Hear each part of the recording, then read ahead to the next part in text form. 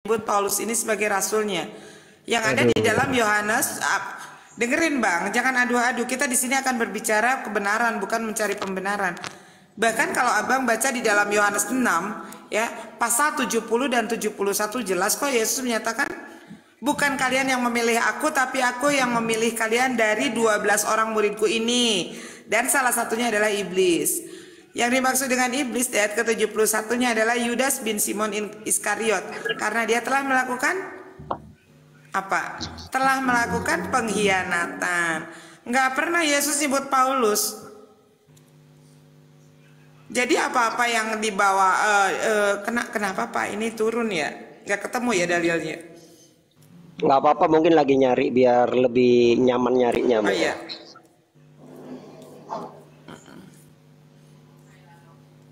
Jadi adapun Paulus yang mengaku dia ketemu Yesus dari perjalanan dia dari Damaskus menuju Antioquia, di tengah perjalanan ketemu katanya dengan Yesus. Nanti Bang Ben yang akan menjelaskan ya tentang itu, Bang Ben. Biasa ya, Saint Paulus.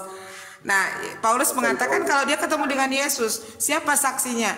Itu pengakuan dia sendiri. Nah, nanti Bang Ben akan menjelaskan sebetulnya apa yang terjadi pada saat Paulus melakukan perjalanan dari Damaskus ke Antioquia. Yang menurut pengakuan dia ketemu dengan Yesus. Silakan Bang Ben.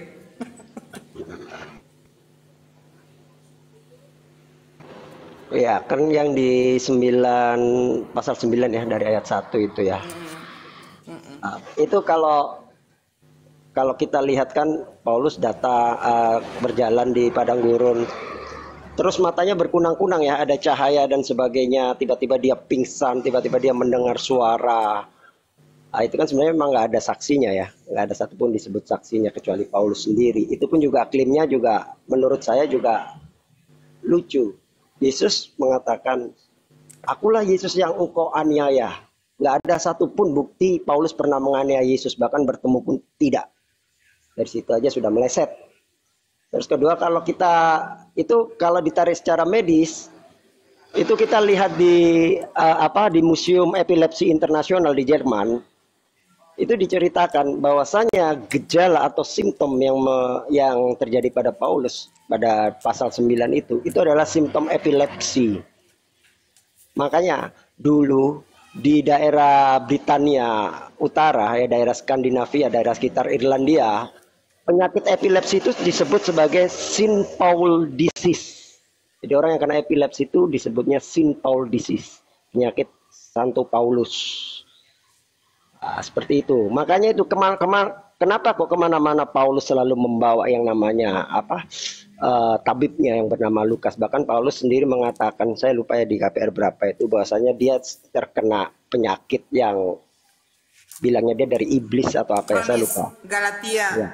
Ya, 2 Korintus 12:7, Galatia 4:13 sampai 14 ya. Itu menunjukkan bahwasanya Paulus ini memang mengidap sebuah penyakit yang dalam tanda kurung akut. Dan itu dibuktikan oleh saints bahwasanya penyakit yang diderita oleh Paulus itu adalah penyakit epilepsi. Makanya kalau orang kejang grand mal itu kejang orang epilepsi nih, ketika dia mengalami serangan. Itu seperti yang terjadi dialami oleh Paulus. Jadi biasanya dia akan berkunang-kunang, matanya seperti silau melihat cahaya, tiba-tiba dia akan kehilangan kesadaran dan berhalusinasi. Makanya disebut sebagai St. Paul disease, penyakit Santo Paulus kalau orang epilepsi zaman dulu itu.